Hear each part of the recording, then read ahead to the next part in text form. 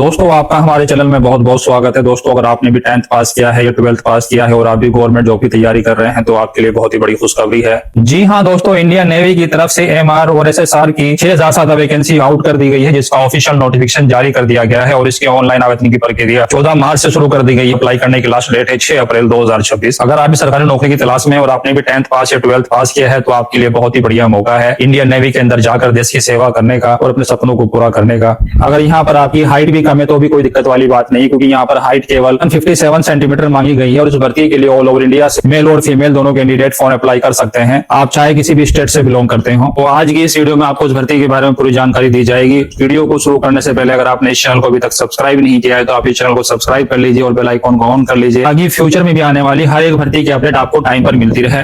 तो चलिए शुरू करते हैं और कंप्लीट डिटेल्स के लिए वीडियो को लास्ट तक देखिएगा। ये भर्ती 10th पास और 12th पास दोनों कैंडिडेट के लिए निकाली गई है। जी हाँ दोस्तों, इंडियन नेवी ने एसएसआर सीनियर सेकेंडरी रिक्रूट और एमआर मैट्रिकुलेशन रिक्रूट के लिए नोटिफिकेशन जारी कर दिया गया है। इसके ऑनलाइन एप्लीकेशन फॉर्म 14 मार्च से भरे जा रहे हैं और अप्लाई करने की लास्ट डेट है 6 अप्रैल 2026। यहाँ पर दो प्रकार की पोस्ट निकाली गई है, अग्निवीर एसएसआर और अग्निवीर एमआर। एमआर के अंदर 3 ट्रेड होती है, चीफ स्टीवर्ड और हाइजेनिस्ट। बात करते हैं एप्लीकेशन फीस की। इस भर्ती के लिए एप्लीकेशन फीस रखी गई है 550 रुपीज सभी कैंडिडेट के लिए। आप चाहे किसी भी कैटेगरी से बिलोंग करते हो, चाहे ओबीसी कैटेगरी से, चाहे जनरल कैटेगरी से, चाहे एससी एसटी कैटेगरी से, सभी कैटेगरी के लिए यहाँ पर फॉर्म की फीस एक समान रखी गई है 550 रुपीज और साथ में 18% जीएसटी का मोड रहेगा ऑनलाइन, जो कि आप debit card, credit card, online banking या यूपीआई के माध्यम से कर सकते हैं। टोटल पोस्ट है यहाँ पर 6,000 से ज्यादा। इस भर्ती के माध्यम से 2 बैच की भर्ती की जा रही है। फर्स्ट बैच के लिए एज लिमिट है 1 दिसंबर 2004 से लेकर 31 मई 2009 के बीच, यानी कि आपकी डेट ऑफ बर्थ 17.5 वर्ष से लेकर 22 वर्ष के बीच होनी चाहिए। और सेकंड बैच के लिए एज लिमिट है कि आपकी डेट ऑफ बर्थ 1 मई 2005 से लेकर 31 अक्टूबर 2009 के बीच होनी चाहिए। बात करते हैं क्वालिफिकेशन क्राइटेरिया की। एसएसआर की पोस्ट के लिए क्वालिफिकेशन है 12th पास विद पीसीएम के साथ और आपके ओवरऑल 50% मार्क्स होने चाहिए और आपके सब्जेक्ट के अंदर 40% मार्क्स होने चाहिए। या अगर आपने इंजीनियरिंग या डिप्लोमा कर रखा है मैकेनिकल, इलेक्ट्रिकल या आईटी के अंदर तो भी आप एसएसआर की पोस्ट के लिए फॉर्म अप्लाई कर सकते हैं। और एमआर की पोस्ट के लिए क्वालिफिकेशन सिंपल 10th पास 50% मार्क्स के साथ अगर आपने किसी भी सब्जेक्ट से 10th क्लास पास किया हुआ है, चाहे किसी भी बोर्ड से 10th क्लास पास किया हुआ है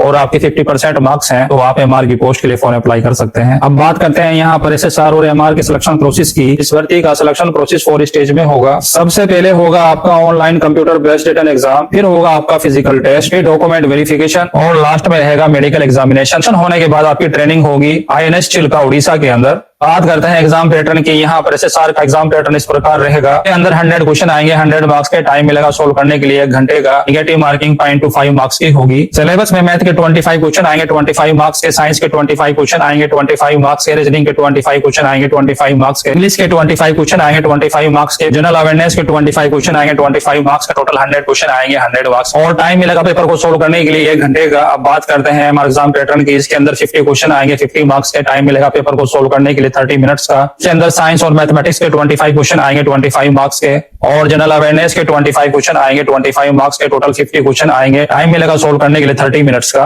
बात करते हैं फिजिकल स्टैंडर्ड टेस्ट की। यहाँ पर सभी कैटेगरी के लिए एक समान हाइट रखी गई है 157 सेंटीमीटर और महिलाओं के लिए हाइट रहेगी 150 सेंटीमीटर और साथ में आपकी आई साइट 6x6 होनी चाहिए। साथ में कलर ब्लाइंडनेस नहीं होना चाहिए और साथ में आपको कोई बड़ी बीमारी नहीं होनी चाहिए। बात करते हैं फिजिकल पैटर्न की। यहाँ पर लड़कों को 1.6 किलोमीटर की दौड़ 6.5 मिनट में कंप्लीट करनी होगी। 20 स्क्वायर, 15 पुशअप और 15 सिटअप निकालने होंगे। एक इवेंट के लिए टाइम मिलेगा 2 मिनट का। वहीं महिलाओं को 1.6 किलोमीटर की